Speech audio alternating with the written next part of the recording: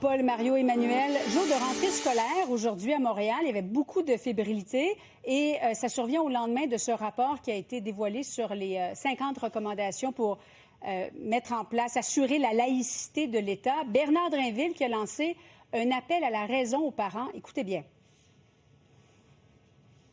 Écoutez, là, votre enfant a eu un moment de faiblesse, mettons.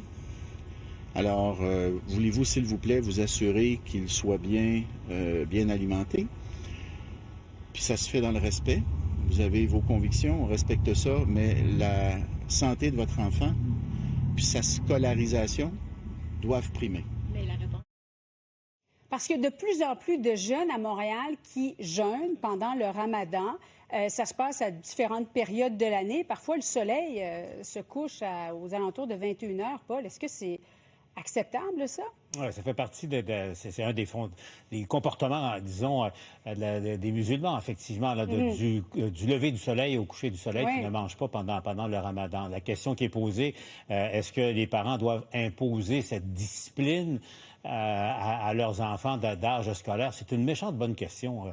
À partir de où la liberté des uns doit être primée sur tout le reste et tout ça. Bon, l'appel au bon sens du ministre de l'Éducation sera-t-il entendu? Mais bon, ça relève aussi, des responsabilités parentales et des libertés des uns et des autres aussi. Le discernement aussi, Emmanuel?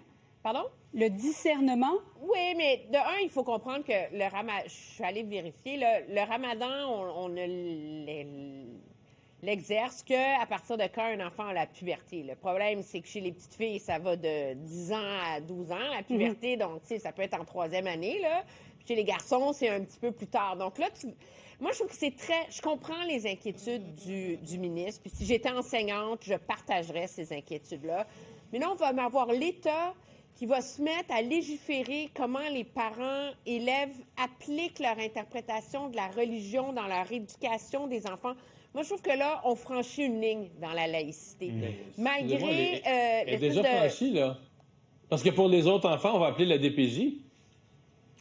Pour les autres enfants, si l'enfant n'a pas mangé, il s'évanouit à l'école, on va appeler la DPJ. On va dire, cet enfant-là, il ne donne pas à manger. On n'amène pas son lunch à l'école, il n'y a pas de nourriture.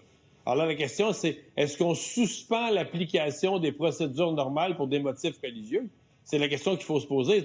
Donc, de dire, non, dans tout autre cas, on interviendrait, mais là, parce que c'est la religion, on n'intervient pas. C'est ça, là, la décision. Un débat qui n'est pas facile, oui. Le débat, si tu veux rentrer dans le débat du ramadan, objectivement, la même chose s'applique aux enseignants, là.